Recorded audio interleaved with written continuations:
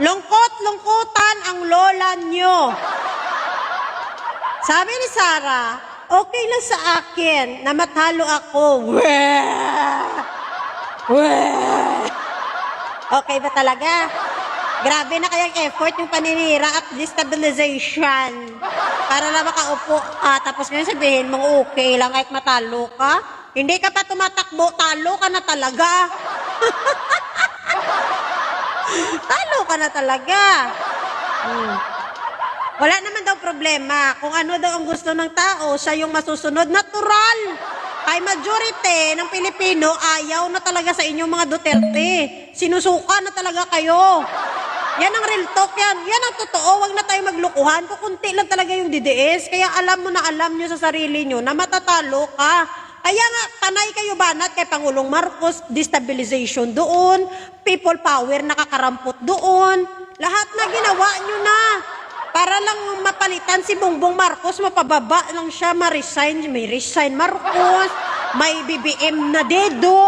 Kana na lang, lahat na lang ginawa nyo lang para makaupo ka kasi yan na lang talaga yung chance mo na makaupo ka sa Malacanang. Kasi kung butuhan, wala ka talagang makukuha. Wala talaga. Meron man, DDS ko, kunti lang yan. Social media, maiingay lang yan sila. Pero sa realidad, kunti lang talaga kayo. Pansin nyo naman yan sa rally, wag na tayong maglukuhan pa. Sabi niya, kung ayaw nyo na sa amin, out na kami sa inyo, mabuti naman naramdaman mo. Buti naman nakaramdam ka. Buti naman, naramdaman nyo na, feel nyo na? Feel nyo na ba? Kasi ngayon, marami na kayong nakikita na lumalaban na talaga sa inyo. Pansinin nyo, ako, dati akong DDS, dati supporter nyo ako, pero ngayon, kalaban nyo na din ako. Kasi hindi na namin gusto yung ginagawa nyo sa Pilipinas, tama na yun. Tama na yung isang Duterte na dumaan, enough na. Tama na yun at hindi na yun mauulit pa. Out na talaga kayo. Wala naman talaga ng numero yung mga DDS. Wala.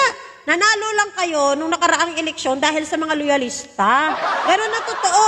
Kasi kung kayo lang, kung ang loyalista kumampi doon sa mga kakamping, wala kayong Duterte. Wala kayong numero. Wala. Yan ang katotohanan, walang numero. Kaya alam mo at nararamdaman mo na nararamdaman nyo na lahat na talagang talo ka talaga. Simula pa lang sa umpisa na kinalaban nyo si Marcos, talo na kayo. Kasi feeling nyo, mapapabagsak nyo. Feeling nyo, matatanggal nyo siya sa pwesto. Pero mali yung kalkulasyon nyo. Kayo yung madudurog ngayon. Mabuhay ang bagong Pilipinas!